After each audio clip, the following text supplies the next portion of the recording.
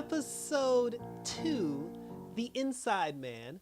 And it's your boy Icon with a DC television review for you. And before we get started, hit that notification bell, like and subscribe to my YouTube channel so you'll get notified when I got all my videos coming up, because we got a lot of cool things coming up in the pipes. I've concluded all of my videos for New York Fashion Week, so I have 25 videos from New York Fashion Week up on my YouTube channel. Check those out as well. Thank you to all my new subscribers as well as my continued subscribers as we roll on and keep this train going. Now, I'm going to say this. And apologies with the, I want to say apologies for the lateness with the Penguin review, but if we're being honest, the debut of the Penguin was on a Thursday. So in my mind, I'm thinking new episodes for the Penguin come out every Thursday. So then when episode 2 comes around, they said new episodes of the Penguin don't come out till Sundays. So now I already had to wait from like a 7-day period from Thursday to Thursday. Now I had to wait an additional 3 days, which bumped it up to 10. And then because I work during the day, I have a 9 to 5. I didn't have a day off until today. So I had to wait 4 more days until I can do the review for Penguin. Why would you debut your show on a Thursday only to have it then come out on a Sunday? Anyway, so let's just kick this off and get right into it with some Penguin action. So the episode starts actually with Sophia Falcone. She's having nightmares about time spent with her brother, like when her brother was in prison. Well, no, when she was in Arkham and her brother used to visit her in Arkham because she was crazy. So, she misses him, she loves him and everything's going all right. So now Penguin, he goes to Maroni. Well, Maroni summoned him. He goes to Maroni in prison and Maroni was like, hey, you son of a bitch. He's like, I'm not going to take the fall for this Falcone, for this Falcone murder with the kid, because Maroni knows that Penguin gave him the ring to trick him into taking the fall for the Falcone murder. But Penguin was just like, nah, first of all, he said, the Falcones are soft right now. He's like, they're right for the taking. He's like, if you play your cards right, you can take them down for good and then we can both get what we want. Because he's playing both sides of the fence here. He's telling Maroni, he was like, you and I can team up. They got a drop coming pretty soon. We can hit the drop and then we can get all their product and then we can push him out of the way. And then that's when Maroni was like, yeah, but I'm not taking the fall for this whole killing thing. He was like, well, then why are you wearing the ring? You know what I'm saying? He's like, you say you didn't do it. You say you don't want to take the fall, but he's like, but you're sporting the ring around. So then he decides to do it. He's like, all right, he said to get rid of my enemies, and to get back on the streets and get this product popping. He's like, fuck it, I'll work with you and we'll do the damn thing. So Penguin tells him, he's like, listen, he said there's going to be 3 cars. One of them, like the FEMA truck is going to have your product in it. He's like, the truck in the back, I'm going to be in that one. Nobody touches that one because that's the one that I'm in. So then they're just like, all right, cool. So they're ready to go. So now when they get to, now Penguin is with the Falcone family. When he's with the Falcone family getting ready to, transport the product, what happens is he was supposed to be in the 3rd car, out of the way because he knows the Maronis are going to hit the first 2. But one of the people that works for the Falcone family, the one who thinks he's in charge now, now that Carmine's gone, he told Oswald, he was like, listen, this is your product. This is your idea. You have to ride in the FEMA truck. And then that Penguin was like, shit, because this is the truck that they're going to rob. So they go into the truck, and then while they're in the truck, of course, the Maronis end up jacking the truck. When the Maronis jack the truck, the Penguin is just like, hey, the Falcone people, they're right here for the taking. You can get them. And then one of them was like, Oswald, you sold us out, you son of a bitch. And then Oswald kills him because he has to kill him because he doesn't want to get outed as the rat, as the stooge. So because of that, the Maronis end up stealing the product, and they dip. So now everybody's back at the Falcone Manor. Everybody that knows Oswald is a traitor is dead per se, but there was one particular person who didn't die in the whole gunfire, and he ended up in the hospital. But they didn't know that yet. So now everybody's back at the Falcone mansion, and then the Falcone. So now Carmine's brother, his younger brother, he's the one who's in charge of the family now, which is upsetting Sophia because she was just like, she should have been, because the thing is, when Carmine died, his son was supposed to take over. Now that his son is dead, the uncle's taking over. So now Sophia's like, clearly this has to do with me being a woman. Why you guys don't want me to lead?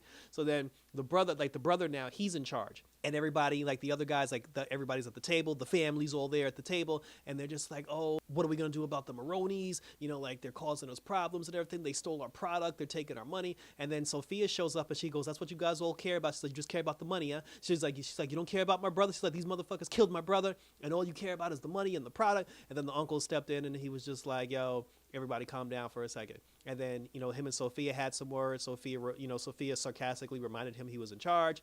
And then he was like, I'm going to let that shit slide because your brother died. So he was like, why don't you just sit back in the cut and let me handle decisions, let me handle business because I'm the one who's actually in charge here. And then he sends her on her way. So when she leaves, Penguin runs up on her because now Penguin, he needs allies. And he says to Sophia, he's just like, it's not cool what they're doing to you. He was just like, they treat you like you're an outsider and you're the one that should be running the business. He's like, you're the one that should be in charge. Like, this is your birthright. And I want to help you get that if you'll have me, if you'll work with me, like you and I can do big things together. Now, after that, you figure she would have taken the help and taken the assistance.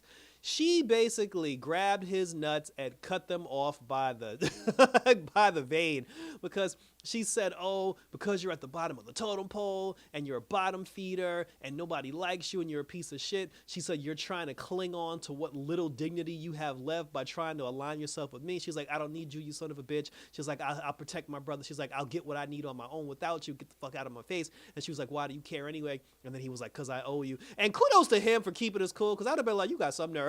Like, I would have said something. I was like, how dare you?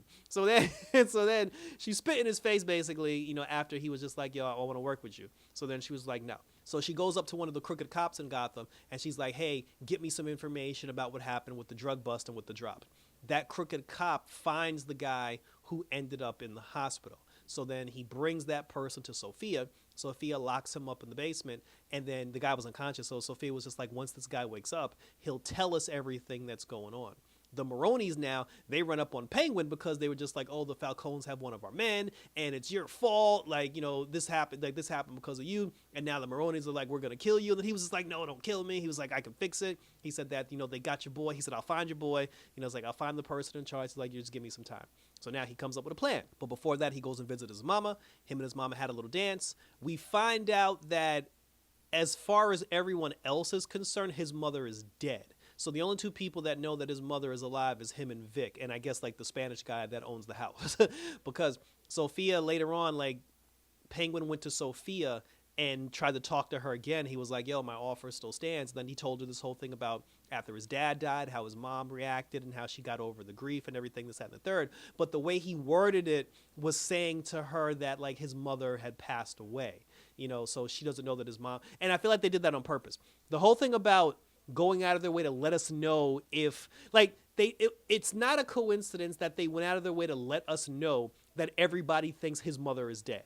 And that cat's going to get out of the bag at some point. Otherwise, they never would have brought it up. So then he tells her, he's like, like my offer's still on the table. If you want to do it, he's like, but bada bing, bada boom. So now everybody's at a party. We're at a party, and they got the Maroni guy downstairs in the basement.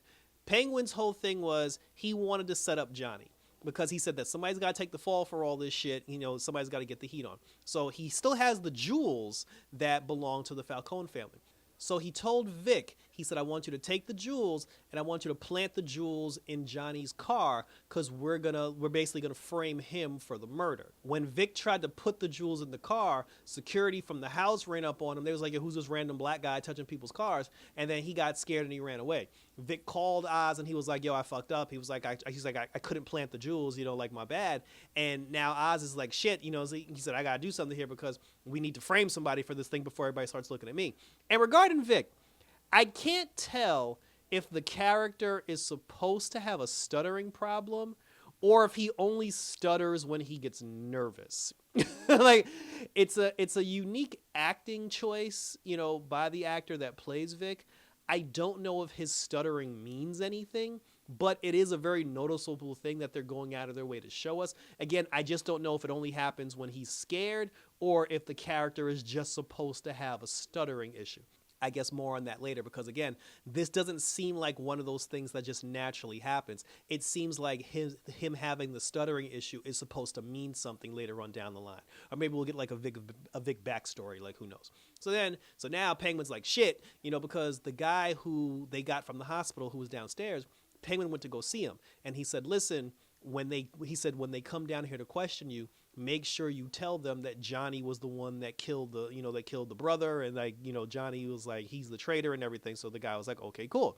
But then when Vic told him that he couldn't plant the jewels in Johnny's car, he was like, shit, now I got to call an audible. And he basically just killed the guy because he was like, yo, I can't have you squealing. So he killed the guy. And then when he killed the guy, Sophia came downstairs, and then she was just like, shit, because she brought her uncle downstairs. And then she was like, shit, the guy's dead. And that's when the uncle was like, yo, we got a rat. And, there's like somebody's been feeding the Maronis information, and we're going to end this tonight. We're going to find out who the rat is right now. So they call everybody upstairs. They're just like, yo, the snitch that we had downstairs, he died of a knife wound. So somebody in this house has a knife in their pocket that, who's the killer, and we're going to find out who that person is right now. Penguin couldn't plant the knife on Johnny, so he ended up planting the knife on one of the other guys that works for the family. And this is also a guy who was kind of cool with Sophia. The actor who he ended up framing, he played on Power, like the current season of Power, like book 2. He was the Tejada's father. Like, he played the Tejada's father in Power. When I saw him, I was like, wow, cool. I was like, kudos to him for getting that actor work, and then he died again. So then Oz was able to plant the knife on him. And then he was just like, oh shit. He was like, it wasn't me. He was like, Sophia, it wasn't me. He's like, I didn't kill your brother. And then they also took the jewels and hid the jewels in his apartment. So that solidified that he was fucked. But then when Sophia found out that, like, oh, he's the traitor, he's the rat, she kept asking somebody to give her their gun so she could kill him. Nobody gave her their gun. And then the uncle ended up killing him. And then that's when Sophia said to the uncle, she was like, that was my kill. She's like, it was my job. I was supposed to take his life for what he did to my brother. And then the uncle was just like, but you were taking too long. He was like, plus, I'm in charge, not you. And that was my responsibility. So kick rocks. So then she ended up getting the jewels back, but now she's pissed.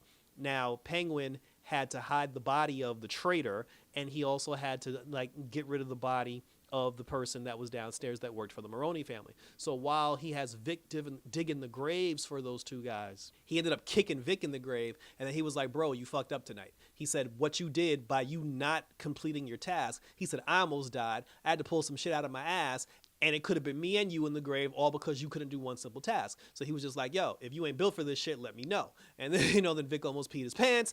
And then Penguin was just like, look, he's just like, look, kid. He said, you got to let me know if you're built for this shit or not. Capiche? So he ended up sparing them. Like, he has a soft spot for Vic, and that's going to come into play at some point later on, too. So then finally at the end, so like he went to go see, like Penguin went to go see Sophia. Sophia was at her brother's grave. And then while she was at her brother's grave, she says to Penguin, she's just like, I'm going to get revenge for my brother. She's like, I'm going to get revenge for my father. She said, it's my birthright to be the head of the Falcone family. She was like, like these sexist sons of bitches don't want me in charge, but I'm going to take them all down and prove that I deserve to be at the top of the food chain. And I want you to help me, Oswald. And if I was him, I'd have been like, bitch. Like, first of all, earlier when I asked you for a team up and I asked you for an alliance, you basically told me to kick rocks and said I was the lowest form of scum on the face of the planet. Now that you need to take on all the men mobsters in Gotham City, now you need the Penguin. I'd have been like, can I at least get an apology? Shit. Like you done lost your damn. But obviously he said yes. Like, he said yes because that was his plan. So now Sophia and Penguin are going to be working together to take down the Falcone family and the Maroni family together. He got his hands and everything. Like, Penguin is basically in every single gang. Like, he's a member of every single gang, and he's feeding information back and forth to everybody while pulling his ass out of the fire. The hookers, for some reason, know the truth about him killing the brother. That's definitely going to come into play at some point. I don't know why. Well, he didn't admit to it. But the girl ain't stupid. Like, the head hoe, she ain't stupid. Like, she know the deal. But that was how the episode ended. And thank you for tuning in. So now that we're on a normal schedule here for Penguin, I can start pushing out these Penguin reviews like a little bit more frequently, although they do come on Sundays, and it's hard for me to, like, they come on Sundays at 9 o'clock. I'm not going to do a review at 10 o'clock at night on a Sunday. So I'm going to have to wait until I can do the Penguin reviews, but definitely I appreciate you guys for sticking this out with me, taking this Penguin ride with me. So when I'm able to post these reviews, I'll definitely post the reviews before the next episode comes up. That's a given, but definitely share your questions, comments, and concerns down below, and we'll continue to talk about it. Check me out on Instagram. Check me out on Twitter, TikTok, all over social media, and X, where you can leave your questions, comments, and concerns. Because right now we got Agatha all along up on the channel. Obviously, we got Penguin. On Monday, Superman and Lois, they're doing a 2-hour season premiere. God damn. A 2-hour season premiere of Superman and Lois, the final season. We're definitely going to review that. It's going to be 2 episodes. It's going to be 2 reviews. I'm not doing 1 review for 2 episodes. I'm going to be here forever. It's going to be 2 reviews. And then on October 10th, we get the start of Lara Croft Tomb Raider. And I'm definitely looking forward to that as well. So that was it, guys. So thank you for tuning in, as always, for some more Penguin action. Look out for the Inside Man, because he's about to take down your whole organization. Until next time, we're out this bitch.